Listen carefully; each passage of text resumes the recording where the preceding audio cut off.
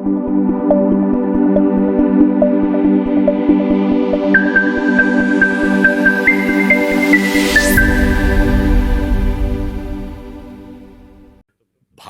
अपनी महानता के शिखर की तरफ कदम बढ़ाता हुआ आगे बढ़ रहा था। तो ये मैंने सिर्फ इसलिए कहने का प्रयास किया कि श्री राम जन्मभूमि का मंदिर कोई इमारत नहीं थी। जो लोग पूछते थे राम लला हम आएंगे मंदिर वहीं बनाएंगे, ये तारीख नहीं बताएंगे। जनाब ये तारीख वो वाली तारीख नहीं थी, क्योंकि ये कोई इमारत नहीं थी। ये भारत की महानता के विकास क्रम की प्रक्रिया का एक अंग था, और ये उसी दिन बनना था जिस दिन भारत अपनी महानता की तरफ बढ़ने को तैयार था। तो भारत की महानता की पताका और श्री राम जन्मभूमि की पताका एक साथ आनी थी। और इसलिए मैंने एक बार कहा भी, एक बार एक सज्जन हमसे डिबेट में कहने लगे साहब हम तो काल्पनिक मानते हैं। तो एंकर ने कहा भाई ये तो काल्पनिक मानते हैं। तो हमने कहा कि मुस्लिम थे वो, तो मैंने कहा कि मैं इनकी बात से सहमत हूं। तो एंकर ने कहा कि आप क्या कह रहे हैं, आप इनकी बात से सहमत हो? मैंने कहा हाँ मैं बताता हूं क्यों सहमत हूं। हमने कहा 4 भाई थे, राम लक्ष्मण भरत शत्रुघ्न, और राजा दशरथ उनके पिता थे। तो पिता के कहने पे राम चले गए वन में, तो लक्ष्मण भाई के रूप में वन में चले गए। भरत ने जाके वन में गए और थाली में राम की खड़ाऊं रख के लाके शासन किया। मैंने कहा एक और बाबरी परंपरा में भी एक 4 भाई थे, शुजा, मुराद, दारा और औरंगजेब। मैंने कहा एक ने बाकी 3 का कत्ल कर दिया, बाप को जेल में डाल दिया, और इतने से भी उसे संतोष नहीं हुआ।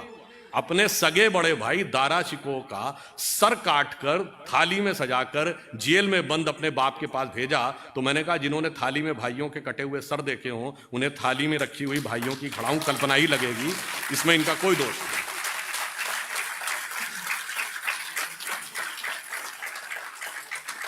इसलिए मैंने ये कहने का प्रयास किया कि ये जो बदलाव है वो किस चीज। और मैं ये कहता हूं भाई आप किसी मजहब पंथ को मानने वाले हो, ये बता दो घर में क्या चाहते हो।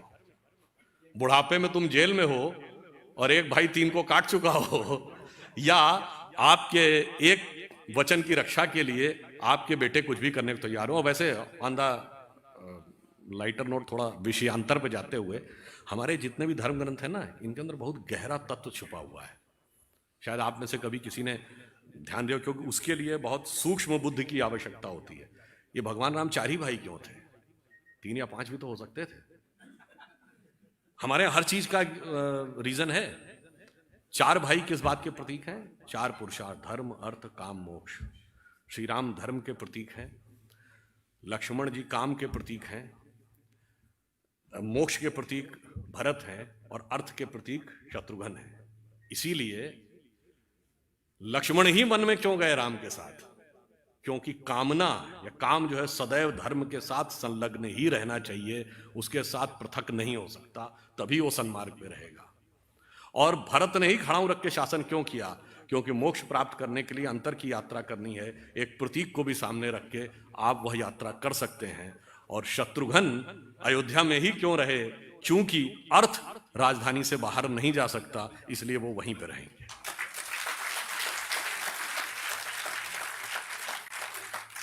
हर चीज का अपने यहां एक आधार है। अब एक और बात मैं कहता हूं, रामायण में 3 स्त्री पात्र हैं जिनको एक ना एक अवसर पे दंड हुआ है। मंथरा, जिसको शत्रुघ्न ने लात मारी थी, सूर्पणखा, जिसके लक्ष्मण ने नाक कान काटे थे, और ताड़का, जिसका राम ने वध किया था। ऐसा क्यों हुआ भाई? What is the reasoning behind? मैं इसलिए कह रहा हूं चूंकि आप लोग प्रबुद्ध, everything is having a reasoning. कारण क्या है? मंथरा लोभ की प्रतीक थी, तो अर्थ जब लोभ का दमन करेगा या उसका तिरस्कार करेगा तब वह धर्म सम्मत होगा। सूर्पणखा वासना की प्रतीक थी, तो काम जब वासना को विद्रूप करने में सफल होगा तब वह धर्म के साथ होगा। और ताड़का अहंकार और शक्ति की प्रतीक थी, उसका तो साक्षात संहार ही होगा और वो धर्म ही करेगा। इसीलिए आपने शायद कभी ध्यान न दिया हो, राम रावण का संघर्ष होता है तो रावण के 10 ही सिर क्यों थे? 5 या 15 क्यों नहीं? 20 या 25 क्यों नहीं? और एक सिर कटता था, दूसरा काहे उगाता था?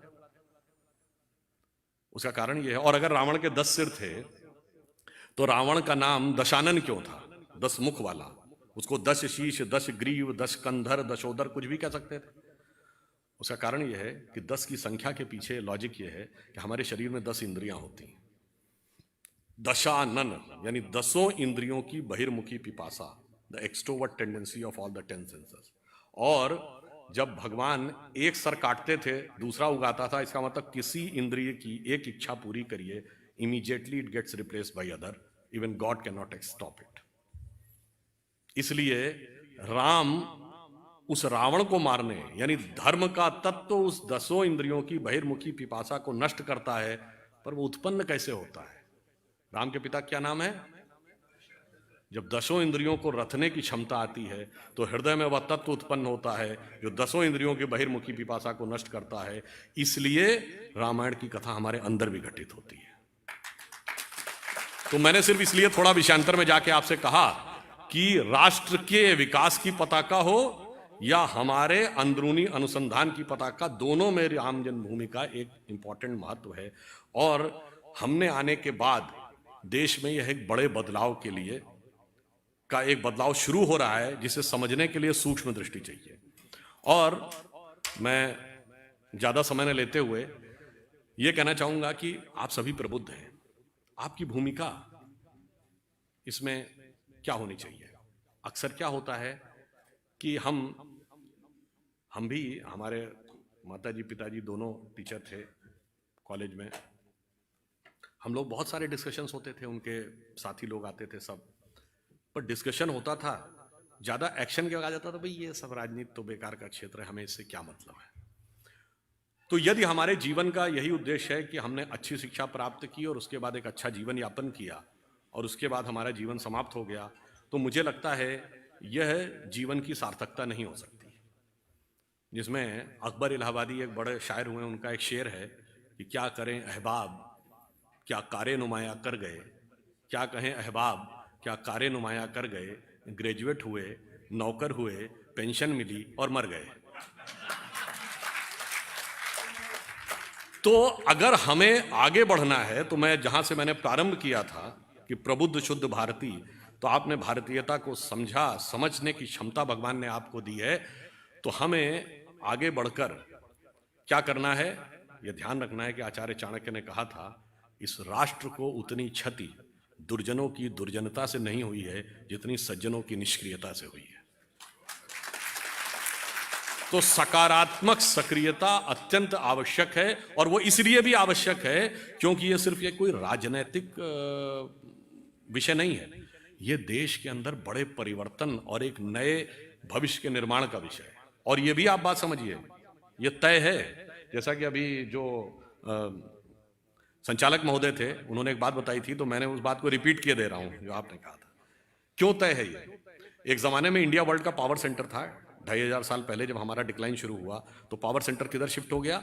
इंडिया के बाद किंग डेरियस ऑफ पर्शिया, आज का ईरान, वेस्ट की तरफ शिफ्ट हो गया। उसके बाद जब पर्शिया का डाउनफॉल हुआ तो बगदाद का एम्पायर आया, मेसोपोटामिया। उसका डाउनफॉल हुआ तो टर्किश एम्पायर आया।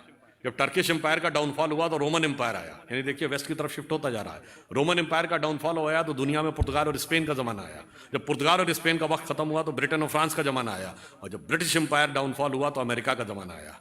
अमेरिका में सबसे ज्यादा prosperous west coast, San Francisco, Los Angeles belt, फिर जापान का जमाना आया, फिर tigers of Asia Pacific, Hong Kong, Singapore, Taiwan, Macau का जमाना आया। अब चीन का जमाना है। अब अगला जमाना कहाँ है ये आप समझ लीजिए, इसमें किसी भी प्रकार का संशय नहीं है। अच्छा, वो जमाना लाएगा कौन ये भी समझ लीजिए। 1 जनवरी सन 1901 जब 20वीं सदी का पहला सूरज इस धरती पे उगा तो इस देश में किसकी सरकार थी? अंग्रेज की। 1 जनवरी 1951 में इस देश में किसकी सरकार थी? कांग्रेस की। और 1 जनवरी सन 2001 को जब 21वीं सदी का पहला सूरज उगा तो इस देश में किसकी सरकार थी?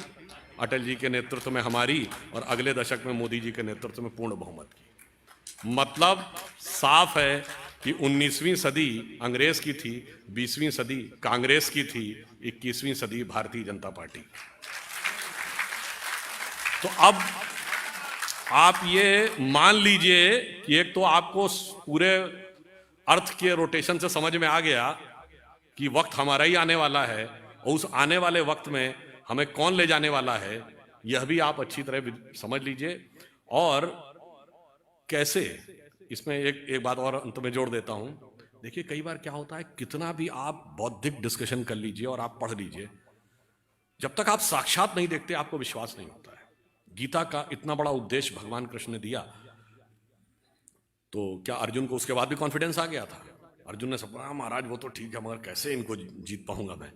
तो भगवान ने विराट रूप दिखाया था और कहा था, देखो ये तय है, तुम्हें शासन करना है और ये भूमि पे पड़े होंगे। तो अर्जुन ने कहा, महाराज जब ये तय है तो फिर काहे बात का खून खराबा करना, आप पलक झपकाइए, मैं यहां बैठा हूंगा और ये नीचे होंगे। तो भगवान कृष्ण ने कहा, तय तो है, मगर मिलेगा कर्म के सिद्धांत के अनुसार ही।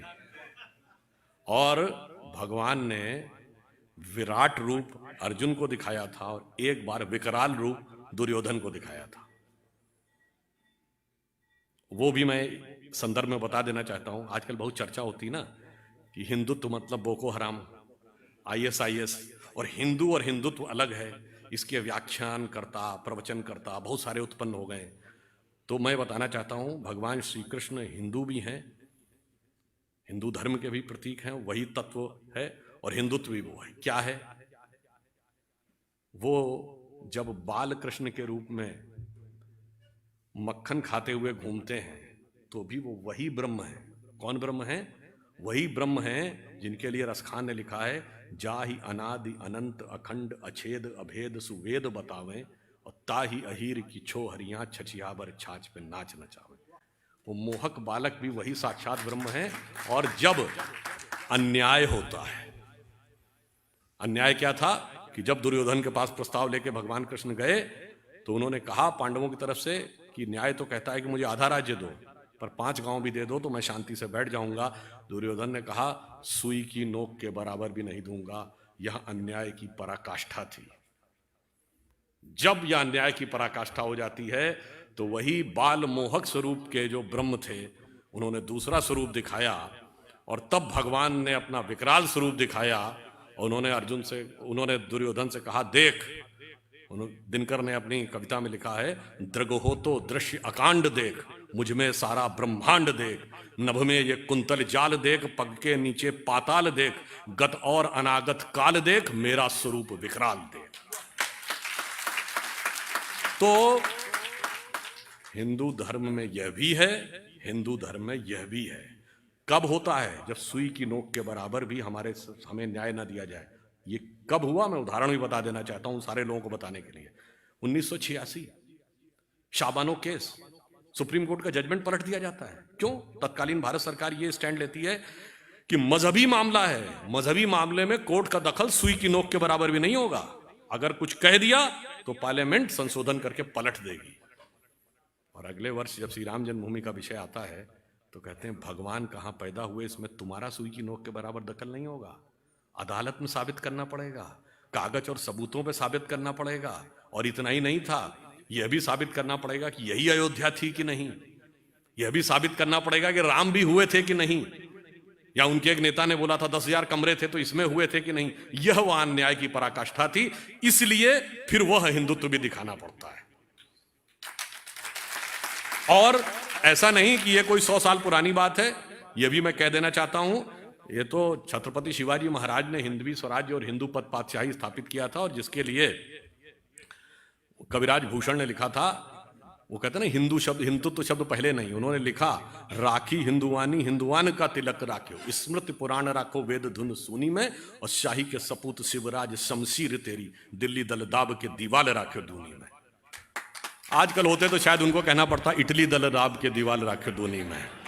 खैर, मैं अंत ये करके कहने का प्रयास करूंगा कि जब भगवान ने विराट स्वरूप दिखाया तो दिखा दिया था ना कि ये तय है। मगर अर्जुन से क्या कहा? बस कर्म करो, तय तो ये है। उसी प्रकार से भारत का भविष्य तय है। भारत का भविष्य किस रास्ते से जाना वो भी तय है। बस आपको क्या करना है, सही चीज पे उंगली की दिशा तो भगवान ने दिखा दी है, आपको अब उस उंगली का सही प्रयोग करना है। जैसे आपके मोबाइल में कोई गाना रिकॉर्डेड होता है, अब रिकॉर्डेड तो वही है, बस आप पुश करते हैं गाना बजने लगता है। उसी प्रकार भारत का भवितव्य तय है। आप उसमें न सिर्फ भागीदार बनिए, बल्कि अपने साथ के बाकी लोगों को भी आप अपनी मेधा से, प्रतिभा से लोगों को इस बात के लिए कन्विंस करिए। और ये जिस प्रकार का एक वर्ग भेद, जाति भेद और हमारे बीच में एक जगह जगह पार्थक्य और आपस में लड़ाई करवाने का जो प्रयास किया जा रहा है, इसको स्मरण रखिए और स्वतंत्रता के इस 75वें समय में, अमृत महोत्सव में स्वतंत्रता को सार्थक करिए। और ये बात ध्यान में रखिए कि हो गए हैं स्वप्न सब साकार, कैसे मान ले हम, टल गया सर से व्यथा का भार, कैसे मान ले हम। अब आगे की चीजें आपको समाज को समझानी है। वेश वाणी तत्व दर्शन दूसरों का यह सभी ले, विकृति को हम ग्रहण करते निज प्रकृति को आज भूले, इस विदेशी नकल को अब अस्मिता क्या मान ले हम। हो गए हैं स्वप्न सब साकार, कैसे मान ले हम, टल गया सर से व्यथा का भार, कैसे मान। तो उस व्यथा के भार को समझिए और माँ भारती का वह मार्ग प्रशस्त करिए जिसमें कि जाना बिल्कुल तय है। किसी भी प्रकार का किंतु परंतु मत रखिए। भारत का महान भविष्य इंतजार कर रहा है और विश्व भी उसका सम्मान करेगा। यह पंक्ति कहकर समाप्त करता हूं कि स्वप्न